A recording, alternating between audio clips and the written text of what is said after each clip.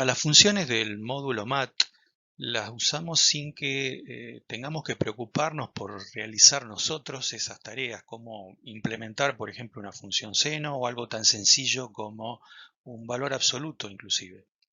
Las usamos sin que nos importen cómo están implementadas. Sabemos que funcionan y sabemos que tenemos que entregarle un determinado parámetro para que nos resuelva, nos entregue un determinado resultado. O sea que lo que nosotros tenemos que saber cuando usamos una función implementada es qué es lo que requiere para realizar esta tarea. Y qué es lo que requiere se expresa en forma de parámetros de entrada.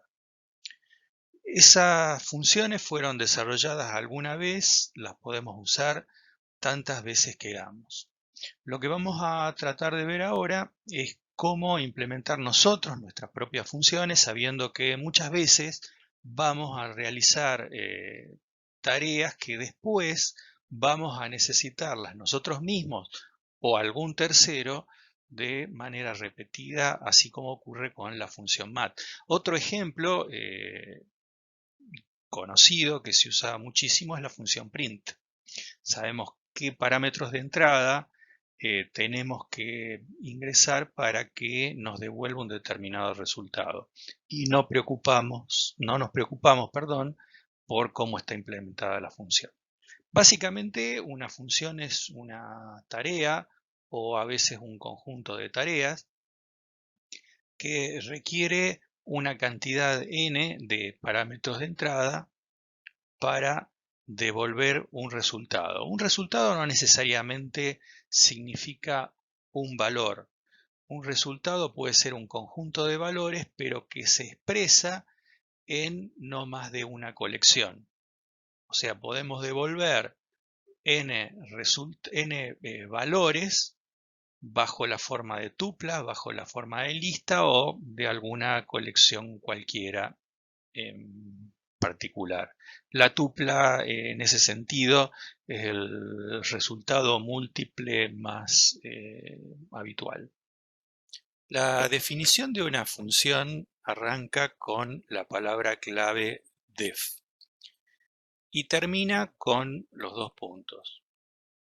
Lo que es obligatorio en la definición de la función es que después de la palabra clave def, el nombre que vamos a darle a la función, en el caso, por ejemplo, de la función print, es eso, print, y el paréntesis.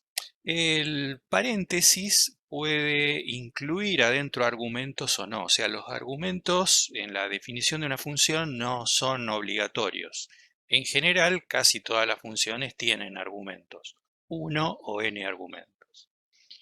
Y después, como decíamos, los dos puntos. El otro aspecto característico de una función es el return.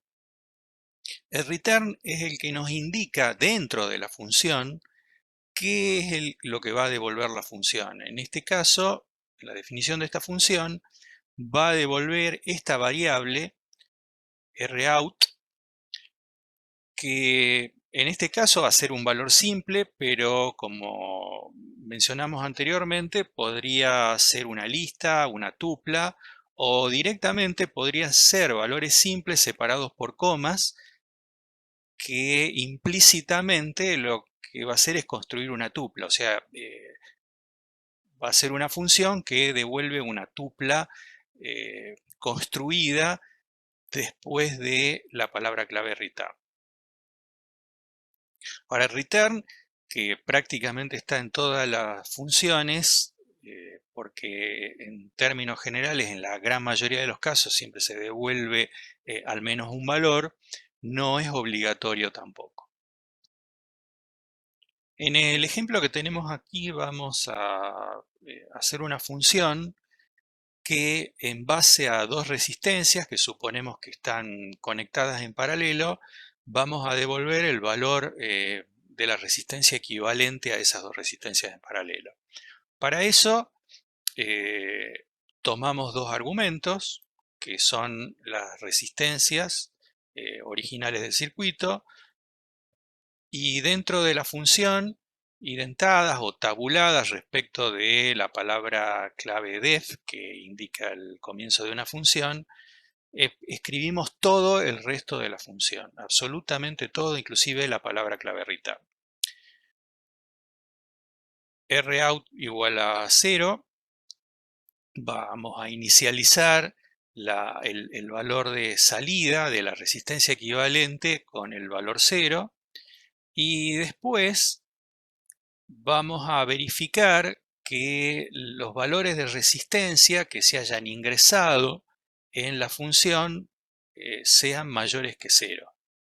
Por eso, este if pregunta si R1 es mayor que 0 y R2 es mayor que 0. Calculamos la rout ya con la definición de cómo se calcula una resistencia en base a dos resistencias en paralelo. Y en caso de que alguno de estos parámetros no cumpla con la condición de ser mayor que 0, vamos a devolver un valor, en este caso una cadena de texto. rout va a ser una cadena de texto con valores de entrada incorrectos, indicando que los valores de entrada son incorrectos. Eso es la definición de la función y ejecutamos para que la definición de esa función ya quede incorporada en este programa. Después lo que vamos a hacer es utilizarla, porque lo único que hicimos hasta ahora es definir la función, no ingresamos valores, no hicimos absolutamente nada. Ahora lo que vamos a hacer es usarla con un ejemplo. Supongamos que tenemos un circuito con una resistencia A, cuyo valor es de 30 ohmios, una resistencia B, cuyo valor es de 40, y lo que hacemos es llamar la función R equivalente, 2R en paralelo, con esos valores que acabamos de inicializar con esas variables, resistencia A y resistencia B. Fíjense que esas variables, la denominación de esas variables, no tiene nada que ver con lo que nosotros usamos como definición interna del desarrollo de la función. Posicionalmente, nuestra función va a entender que resistencia A va a corresponder a R1 y resistencia B va a corresponder a R2. O sea, nosotros podríamos denominar cualquiera de esas resistencias en nuestro ejemplo de la manera que queramos. De hecho, podríamos volver a usar la función posteriormente poniéndole nombres distintos a resistencia A y resistencia B, siempre y cuando tengamos claro que son dos resistencias y que la primera va a ser usada como R1 y la segunda como R2. En este caso, obviamente no tiene mucha importancia cuál va primero y cuál va después, porque dos resistencias en paralelo se calculan de la misma manera sin importar el orden, pero en algunos casos el orden sí tiene importancia y ya vamos a ver algún ejemplo de eso. Ejecutemos esto. Fíjense que la resistencia de salida, como tiene un valor de salida, lo vamos a recibir con una variable que la denominamos resistencia equivalente. O sea, resistencia equivalente igual a resistencia en paralelo de resistencia A y resistencia B, va a tomar el valor que devuelva esta función con rout. Y finalmente vamos a imprimir ese valor de R equivalente. Ejecutamos esto y da el valor de 17. Por supuesto, podríamos hacer esto mismo modificando algún valor sin modificar la definición de resistencia y vamos a poder usarla las veces que queramos a la función resistencia equivalente. En realidad, inclusive, podríamos haber hecho esto sin recibir absolutamente nada poniendo print directamente de resistencia equivalente. Vamos a hacer este cambio. Comentamos la recepción en resistencia equivalente de la variable y modifiquemos resistencia B ahora. Y tenemos este nuevo valor de resistencia equivalente que no lo recibimos en ninguna variable, sino que como sabemos que resistencia equivalente REC, dos resistencias en paralelo, va a devolver un determinado valor, directamente lo imprimimos. Eso es lo que ocurre con estas definiciones de resistencia de una cantidad fija de argumentos. En este caso tomamos dos argumentos. Ahora supongamos que no nos conformamos con que sean dos resistencias en paralelo y queremos hacer que nuestra función sea más genérica y que podamos calcular la resistencia equivalente de n resistencias en paralelo. Sabemos que la inversa de una resistencia en paralelo, en todo caso, sería la suma de las conductancias. Por lo tanto, 1 sobre R es igual a la suma de cada una de las inversas de las resistencias en paralelo. La denominación de la función comienza siempre con la palabra clave def, igual que antes. Le ponemos un nombre a la función. La única diferencia en nuestro caso es que en vez de tener el 2 acá va a tener un n, pero eso es una elección de nombre igual que como hacemos con cualquier variable.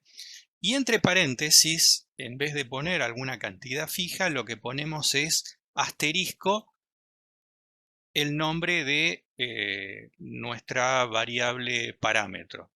Asterisco, etcétera, va a significar que tenemos una cantidad variable de parámetros que tenemos que chequear adentro del programa. Pero por fuera pueden ser dos resistencias, podría ser una, o podrían ser 20 resistencias con valores cuando los usemos separados por coma. Vamos a poner esta nueva variable R inversa que va a simbolizar la suma de las inversas de esos R que estamos incorporando y como anteriormente hicimos, una resistencia equivalente de salida igual a 0 también. Como no sabemos cuántas resistencias tenemos, lo que sí sabemos es que esto va a ser una tupla y que vamos a entonces hacer un for que va a recorrer la tupla y cada uno de los elementos de la tupla lo vamos a poner en i, o sea, i va a ser el valor de cada una de las resistencias. Vamos a chequear también si esa resistencia es mayor que 0 y en caso de que la resistencia no sea mayor que 0, obviamente esto no se va a cumplir y va a ir por el else y vamos a hacer un return valor de entrada incorrecto. Fíjense que estamos poniendo acá un return y al final de la función otro. Si cualquiera de los valores que cuando estamos recorriendo las resistencias de entrada chequeamos que es igual o menor que 0, va a pasar por el else, va a encontrar este return y directamente la función se va a terminar. O sea, podríamos tener varios return en la función, pero una vez que la ejecución de la función encuentre un return, la función se termina y toma el valor que esté especificado por ese retorno. Supongamos que no encuentra ninguno igual o menor que 0, va a tomar estos valores y vamos a hacer un sumador. En este caso, R inverso va a ser igual a R inverso más 1 sobre el valor de la resistencia actual. O sea, estamos haciendo un sumador de las inversas o un sumador de conductancias. Y finalmente, si todo esto se cumplió, la resistencia de salida o resistencia equivalente va a ser 1 sobre ese R inversa. Y retornamos el valor finalmente de Rout. Ejecutamos esto, obviamente no pasa nada, lo único que hicimos con la ejecución es incorporar la definición de esta función y ahora ejecutamos esto, podríamos podemos ponerlo como en este caso con un print para imprimir directamente el valor de la resistencia equivalente o tomar ese valor en una variable porque después lo vamos a usar en alguna otra tarea que tengamos dentro de algún cálculo circuital, etc. Ejecutamos ahora el print y nos da ese valor de 9. Por supuesto, podríamos modificar o sacar algún valor, ejecutarlo de nuevo y el valor va a cambiar. Agregamos algún valor nuevo, una resistencia de 10, una de 25, una de 70. Calculamos y nos da un nuevo valor. Ven que esta forma de usar es muy flexible y muy útil en muchos casos. Los argumentos de una función se leen en el orden establecido en la definición de la función. Por ejemplo, tenemos esta función que definimos como potencia y con argumentos base y exponente en ese orden. En principio, cuando usemos la función, si ponemos un valor y potencia de un valor, otro valor cualquiera, la función va a leer esto como que el primer valor es la base y el segundo es el exponente. Sin embargo, si nosotros llamamos la función de esta manera, como está en esta celda, explicitando que la variable exponente es la primera y le ponemos, por ejemplo, este valor 2 y que la base es la siguiente y le ponemos el valor 3, o sea, invertimos el orden, pero explicitando el nombre de los parámetros, el orden puede ser alterado. Veamos cómo funciona esto. Ejecutamos la definición de la función, ya está incorporada, y ahora ejecutamos la función potencia con exponente igual a 2, que originalmente es el segundo argumento, y base igual a 3, que originalmente era el primer argumento. Cuando lo ejecutamos, vemos que respetó el hecho de que la base era 3 y el exponente 2. Sin embargo, si no explicitamos los argumentos y escribimos lo mismo implícitamente, 2,3, la interpretación va a ser diferente. Por lo tanto, como conclusión, podemos alterar el orden en el que estén los argumentos originalmente, explicitando a qué nombre nos estamos refiriendo. También podemos establecer valores por omisión para el total de los parámetros de una función o algún que otro parámetro en particular. Supongamos, por ejemplo, que hacemos una función donde algún parámetro normalmente toma siempre el mismo valor y excepcionalmente cambia. En ese caso, nos conviene, para evitar escribir siempre el mismo valor del parámetro, establecer un valor por omisión y después directamente ignorarlo. Veamos el ejemplo este de función donde calculamos la velocidad en el caso de movimiento rectilíneo uniformemente variado. Los parámetros van a ser aceleración, tiempo, y vamos a establecer que la velocidad inicial por omisión es 0. Y abajo simplemente aplicamos la fórmula de velocidad final en base a velocidad inicial, aceleración y tiempo, y retornamos el valor de velocidad final. Ejecutemos esto y ahora escribamos, llamemos a la función con una aceleración de 2, un tiempo de 10, no importan las dimensiones, y establezcamos que la velocidad inicial va a ser de 50. Ejecutamos y el valor es de 150. Ahora llamemos con dos parámetros. De acuerdo a lo que vimos, si yo establezco los dos parámetros, la aceleración va a seguir siendo 2, el tiempo 10 y la velocidad inicial debiera ser 0. Ejecutamos y efectivamente no puse la velocidad inicial como parámetro, pero lo tomó con el valor 0 con el que estaba la función.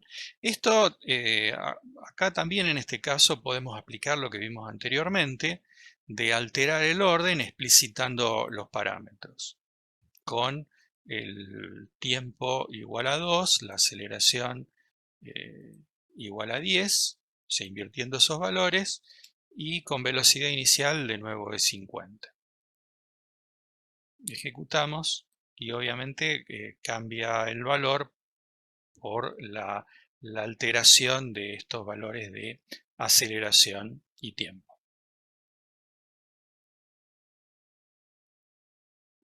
Finalmente vamos a hacer alguna aclaración con el tema de la denominación de las variables. Vimos que nosotros podemos usar variables, los valores que vamos a pasarles como parámetros a las funciones pueden venir incorporados en variables que por fuera de la función lo denominamos de cualquier manera. Y cuando esas variables se ponen como parámetros al llamar una función, después internamente la función lo va a asociar posicionalmente de acuerdo a cómo estén esas variables ordenadas en el llamado, y va a trabajar la función internamente con sus propias denominaciones de variables. Eso funciona perfecto si la denominación de las variables por fuera de la función, por ejemplo el caso de las resistencias, donde poníamos resistencia A, resistencia B, e internamente trabajaba con R1 y R2. Veamos qué pasa si la denominación es la misma, pero peligrosamente podríamos denominar de la misma manera las variables adentro y afuera, pero con un uso totalmente diferente. Vamos a hacer un ejemplo para aclarar un poco la idea esta. Supongamos que tenemos en un programa esta variable que denominamos var igual a 10. Y por otro lado tenemos la función esta que denominamos prueba var, no incorporamos ningún parámetro, pero adentro de la función también tenemos una variable var que va a ser igual a la cadena de caracteres 10. Y retornamos el valor de la variable. Ejecutemos y veamos qué pasa. Ejecutamos ahora la función prueba var y vemos que independientemente de cómo hayamos denominado la variable var por fuera, la función le va a dar prioridad al nombre que tiene internamente definido como var y por eso va a retornar el valor de la cadena de caracteres aquí. Pero si yo no definiera esta variable, la comento ahora para hacer que dentro de la función no existe, vuelvo a redefinir la función, o sea, lo único que va a hacer esta función es retornar una variable var que no está definida dentro de la función. Ejecutemos y ahora ejecuta el valor 10. ¿Qué significa esto? Que cuando no hay una variable interna a la función con un determinado valor y esa variable de alguna manera es usada, no es redefinida, pero sí es usada dentro de la función, va a tomar el valor que exista externo a la función.